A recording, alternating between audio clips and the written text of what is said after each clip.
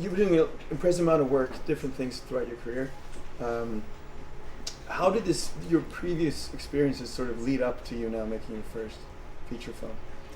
Well, I do three things really. I make movies, and in the past they've been shorter movies, and I perform and I write. And performing and writing, of course, were wonderful for teaching me how to make characters and how to, when I'm writing a script, when I wrote this script, I would sort of act out all the characters as I wrote them, and I think that made me very intimate with them and very sympathetic, and I learned that by performing. And also in performance, you learn a lot about the audience. It's very high stakes. If they don't laugh, you're right there, or if they don't feel something. So, I went into this movie knowing, what that felt like, and sort of a lot about timing and pacing. And yeah, so I think it was, kind of perfect. And of course, I love to do those things in their own right, and I continue to do them. So it wasn't like a boring path, and this was my breakthrough. It's like, really the whole ride has been interesting. So just an organic result, more or less, of your work. Yeah, definitely. So what was the hardest? This is your first feature film. What was the hardest part in writing, starring, and directing in the same film? Well, I've acted in everything I've made so far, so in a way that part was the most familiar part. Doing all three things was what I knew. The kind of scary part was sort of all the conventions of a film set. The boom mic, and I was sort of like, I remember on the first day, little Brandon, the 6-year-old, like when the boom mic went up, he went, and just looked straight at it, and I was sort of like, oh my shit, we're in trouble. Of course, he learned quite quickly not to follow it, and but I was sort of just like only one step beyond him, like I didn't know what an eye line meant, and like I had to learn that from like my 11-year-old actress. Yeah. And so a lot of the, of course, the creative parts I knew and I was very confident about, but a lot of those little film set things I hadn't yet encountered. And you started writing the film or the script 4 years ago, right? In 2001, yeah. Oh yeah, so kind of 4 years ago. So you went through a long process of rejection and rewrites and all that. That's true to say that, or?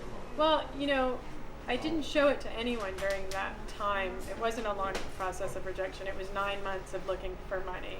Okay. The reason it took so long is because I was doing my other work. Writing the script was sort of like a hobby, while I performed and went on tour and did work in the art world.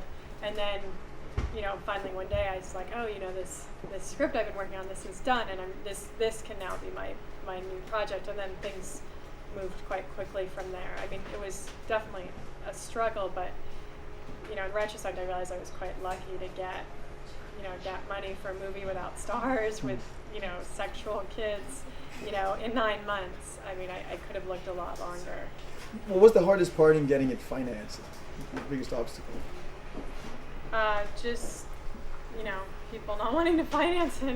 Basically, yeah. I mean, they have their own reasons, and most of them are just them not thinking it's going to be commercial, for X number of reasons, and thinking that there's a formula and that it doesn't fit any of them, so it's too great a risk. Of course, we were only asking for, less than $1 million. So I think ultimately two of the pluckiest companies were like, well, how bad could it be if it's not a huge loss? And they were quite wonderful, actually. They gave me final cut and total creative control. And to talk a little bit more about the film, it's a very original film, and I got the impression that sometimes almost like things are turned around. The children seem more grown up than even the grown ups do at some point. Is it true to say that? Was that a conscious choice on your part, or? I mean, I wasn't approaching it like sort of trying to reverse the roles. It's more that I'm interested in children that have power, that aren't just sort of appendages. And I'm interested in adults that are living with doubt and their own problems. So I think since we're used to seeing kind of more, especially in relation to children, parents that kind of have it more together, and and children that are more baby-like, infantile, I think it ends up feeling like a reversal. But in some ways, I think it's just kind of real, to me. And how much would you say? How much of you is in the part of Christine, the part that you play in the film? Well, I mean, obviously, a lot. That character was sort of based on me. She's an artist. I'm an artist. We look similar. I didn't do a crazy makeup thing or something, but at the same time, I'm in all the characters, and I think the people close to me, can see how I'm so Brandon, and I'm even so the perverted guy who puts the signs in the windows, and there's a lot of sort of sort of essences that she doesn't have, because she's sort of so hopeful and ambitious, and so that's the nice thing when you're have an ensemble cast. You kind of, you don't have a lot of time with each person, but you can cover kind of everything between all the people. Mm-hmm. So would you say it's kind of an autobiographical film, or self-biographical, whatever the word is? I mean, nothing in the movie literally happened to me. Some of the things are from people I know, or just things I've observed. But on an emotional level, it's definitely, very resonant to me, to my life as I was writing it. Yeah. And the casting, I found it, all the characters are very believable in their parts. How did the casting process happen? Were you? People often think that maybe I knew everyone or something, and it was just very normal. I had auditions. Luckily I had, freedom to pick the right people for the right parts. I didn't have to try and find the most famous person who would play it or anything. And I just looked until I found the right person for each part. There was no magical thing other than that it's amazing every time you do find that person. And I felt like I did again and again. Did you know from the start? I mean, when you saw these people entering the room, or no, not always. With some of them, like with Carly, who plays the little 11-year-old girl, I was like, oh my God, like me and my producer sat there like, okay, if we could get this, do this good with every single part, we would be set. And of course, you don't know which ones are going to end up being hard. But yeah, in the end, it worked out. And I, your casting's the first thing, so you're full of energy, and I really love the process. I think it's like a delight to get to see people come in and sort of take risks, and I have such empathy for them, as an actor myself. It's really amazing, especially also the little guy, the 6-year-old kid. Yeah. To watch, I was totally amazed by that. How do you work with kids like that? You get them to perform.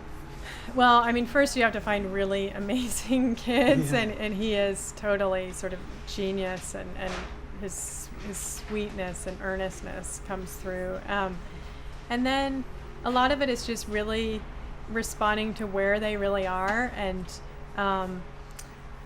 never coming from the point of view of that you need to just completely fit them into, this pre-existing thing, but thinking, okay, what's the littlest I could do to sort of make what I need work? And sometimes it's really just, if he just looked up, that would convey it. I don't need him to understand everything and, wrench out an Oscar-winning performance. Sometimes it's so simple, and in a way with kids, they're willing to let it be that simple.